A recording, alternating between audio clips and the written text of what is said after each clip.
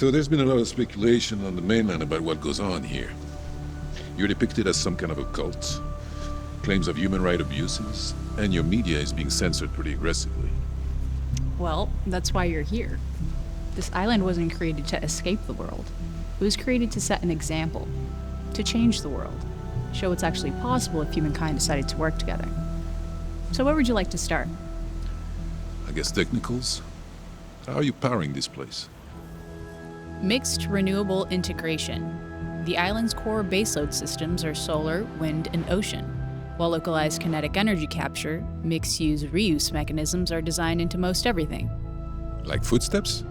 Footsteps, vehicle motion, pipe flows, anything that moves, we recapture. We're at about 5,000% efficiency, more energy than we know what to do with. That's insane. Not really. The Earth is, in effect, a perpetual motion machine.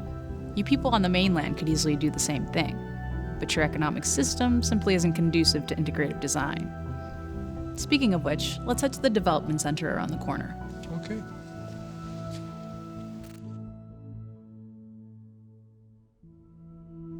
This is one of our design facilities. Okay. Like an office. So these people are employed. Employed? I suppose in the most technical sense of the word, sure. But we have no systemic slavery here. No one's coerced to submit for their basic survival. Something I suspect might be very foreign to you. But everyone needs to do something, right? So how do you network skills, organize trade, markets? There is no trade. There are no markets. There is no currency. Those who wish to contribute do so through collaborative design in an open source environment. What you think of as industries of production on the mainland is unified here. Wait, I don't understand. These people are not paid to be here? Are they motivated? Well, how is anyone motivated? Do you need to get paid to get out of bed in the morning? Do you need to be paid to ensure your own health, the health of your family and friends? Paid to show stewardship for the habitat and society that supports you? What about innovation? Innovation to what end? To create something to improve life and experience? Or to create something to sell? If you think about it, it has been the blind economic drive toward innovation as you know it that continues to lead your society to destruction. Okay then, so once these people have designed something, then what? If a design meets proper criteria in terms of efficiency and sustainability protocols, it is then accessible by our mostly additive manufacturing system. Additive? 3D printers? Which have been perfected to a degree where modular arrays can produce most anything conceived of with traditional materials.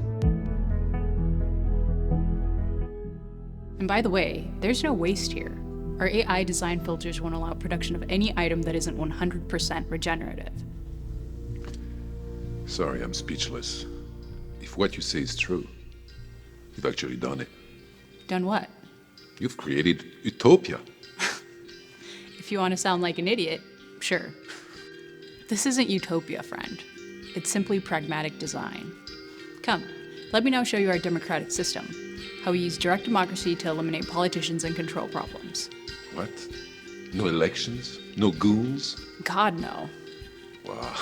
So where do I sign up? I want to join your cult as soon as possible. I'll see what I can do. Please. I don't know if I can take much more. So I'm afraid we're going to have to wrap this up for now, but as we discussed, I will be back for the second part of this interview fairly soon, specifically to discuss the colony of Concordia and their historical influence. Sure. So, what's the name of the documentary? InterReflections. Interesting. But before we end, I had a rather strange request.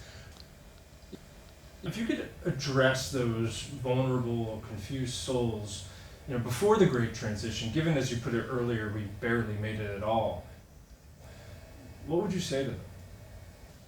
Wow, that is a strange request. I think I would paraphrase the words of a notable civil rights activist from the mid-20th century named Bayard Rustin. And he said,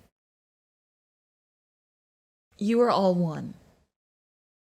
And if you don't know it, you're going to find out the hard way."